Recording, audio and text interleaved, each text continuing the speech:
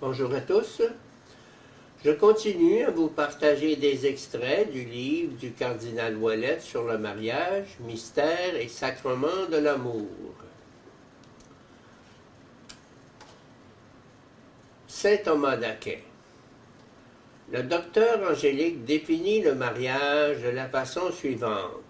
C'est l'union d'un homme et d'une femme entre personnes légitimes, réalisée pour une communauté indissoluble de toute la vie. Au plus brièvement, c'est l'union de l'homme et de la femme dans le but de générer et d'éduquer des enfants.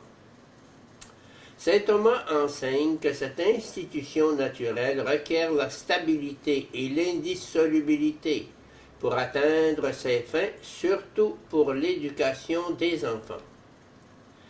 Il insiste sur l'amour-amitié qui qualifie le rapport matrimonial et qui demande également la stabilité et la continuité.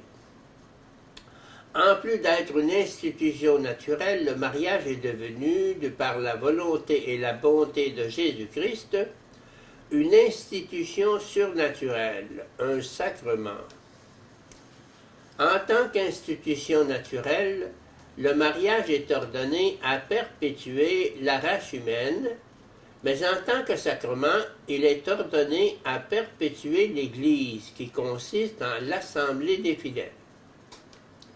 À l'exemple des autres sacrements, où les gestes extérieurs sont le symbole d'une réalité spirituelle, l'union de l'homme et de la femme dans ce sacrement représente symboliquement l'union du Christ et de l'Église, selon cette parole de l'apôtre aux Éphésiens, c'est là un grand mystère, je l'entends, du Christ et de l'Église. Les sacrements réalisent ce qu'ils signifient. On doit croire que ce sacrement confère aux époux la grâce qui leur donne d'avoir part à l'union du Christ et de l'Église, ce qui leur est d'une extrême nécessité pour que les réalités charnelles et terrestres auxquelles ils ont à faire face ne les détachent pas du Christ et de l'Église. Saint Thomas conclut donc que le mariage contracté dans la foi chrétienne confère la grâce qui aide à accomplir les devoirs relevant d'un tel état. Essence du mariage. Le lien juridique déterminé par la loi civile intervient dans un second temps et est subordonné au lien naturel basé sur l'amour. Voilà pourquoi, parmi les biens du mariage, la réalité affective et indivise entre les conjoints est la plus essentielle. Fin du mariage. En considérant le mariage comme une institution naturelle ou civile, ou bien en le voyant comme un sacrement, il s'ensuit de façon évidente, pour saint Thomas, ce que confirment les textes déjà cités, que la fin principale du mariage est la procréation des enfants, soit la génération, soit l'éducation. Il vaut la peine de noter la vigueur avec laquelle saint Thomas souligne la finalité pédagogique du mariage. Elle est un élément fondamental, essentiel, le plus important du bonum prolis.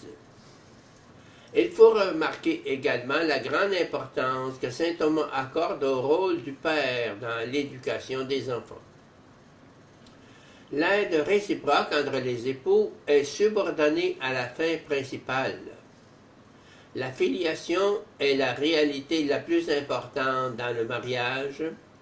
Vient ensuite la fidélité et enfin le sacrement. Cependant, puisque le fondement ultime sur lequel s'appuie le mariage est l'amour, l'amitié entre les conjoints, la conservation et la croissance d'une telle amitié font partie sans aucun doute des finalités principales du mariage.